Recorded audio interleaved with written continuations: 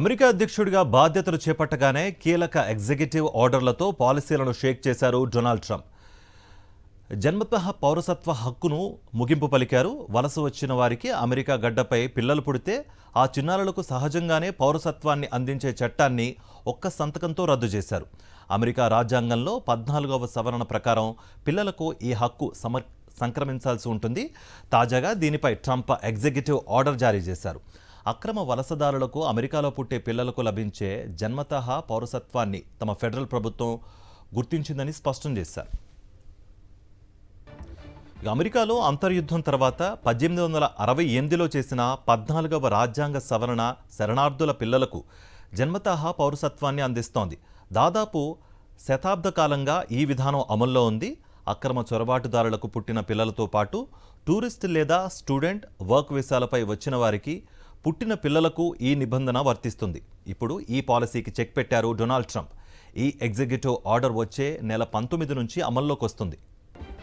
Trump సంతకం చేసిన కార్యనిర్వాహక ఉత్తర్వుల ప్రకారం బిడ్డను కన్న తల్లి అమెరికాలో అక్రమంగా నివసిస్తున్నా లేక టూరిస్ట్ స్టూడెంట్ వర్క్ వీసాలపై ఉంటున్నా జన్మతః పౌరసత్వం రద్దు. తండ్రి అమెరికా పౌరుడు లేదా శాశ్వత పౌరసత్వం కలిగి ఉంటే మాత్రం బర్త్ రైట్ సిటిజన్షిప్ పొందవచ్చు. అయితే ఈ విధానాన్ని రద్దు చేసే ప్రయత్నానికి న్యాయపరమైన చిక్కులు ఎదురయ్యే అవకాశం ఉందని లీగల్ ఎక్స్పర్ట్స్ అభిప్రాయపడుతున్నారు.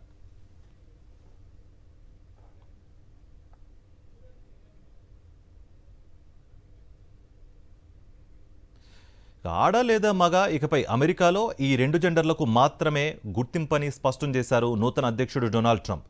ట్రాన్స్జెండర్లకు ఎలాంటి హక్కులు ఉండవని తేల్చేశారు. అగ్రరాజ్యాధినేతగా చేసిన తొలి ప్రసంగంలోనే ఈ మేరకు ప్రకటన చేశారు డొనాల్డ్ ట్రంప్. అమెరికా సైన్యంలో ట్రాన్స్జెండర్లను నిషేధించాలని ట్రంప్ నిర్ణయిస్తే ఒక్కసారే 15,000 మంది ఉద్యోగం కోల్పోయే ఛాన్స్ ఉంది.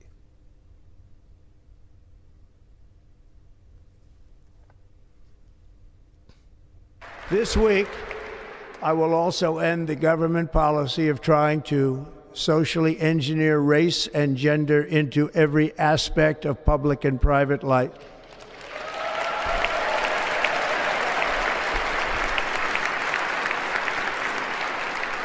We will forge a society that is colorblind and merit-based.